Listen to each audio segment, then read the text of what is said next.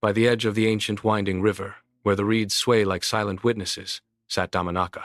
He was no ordinary cat. Around his neck hung a heavy strand of prayer beads, each wooden orb polished by the constant rhythm of his deceit. His eyes were clamped shut, his whiskers perfectly still, and a low, rhythmic drone hummed from his throat.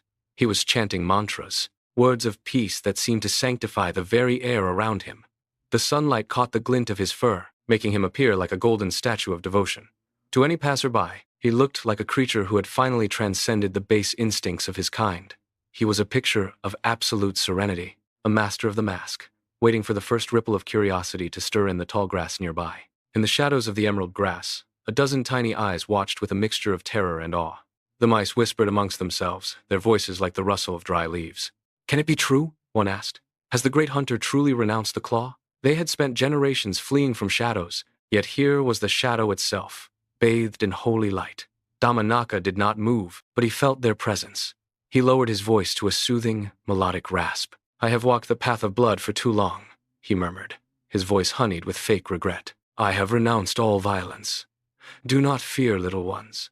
Come closer and share in the peace I have found." The promise of a world without fear was a trap more enticing than any piece of cheese. The mice hesitated, their tiny hearts drumming against their ribs, but the sight of the beads and the sound of the holy mantras worked a dark magic upon their senses.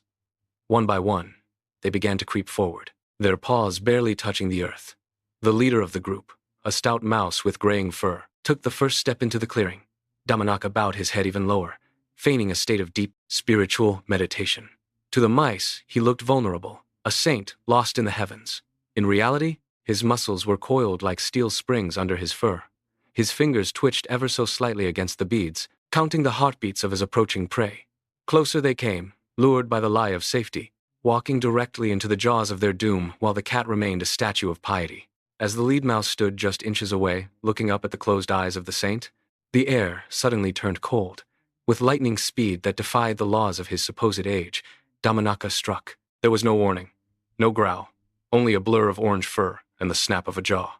In a single, horrific gulp, the leader was gone.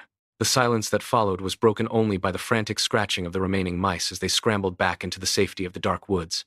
Their screams were thin and high, echoing the realization of their foolishness. Damanaka did not chase them. He simply sat back, adjusted his prayer beads with a delicate paw, and swallowed. The mask of the saint was instantly restored, his face returning to its expression of holy calm, as if the violence had never occurred. The forest floor was littered with the discarded fur of those who had believed his lies before. Yet Damanaka remained motionless. He knew the nature of the world.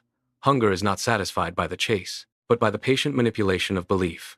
As the sun dipped below the horizon, painting the sky in shades of bruised purple and blood orange, a new mouse emerged from the shadows, drawn by the sound of the chanting.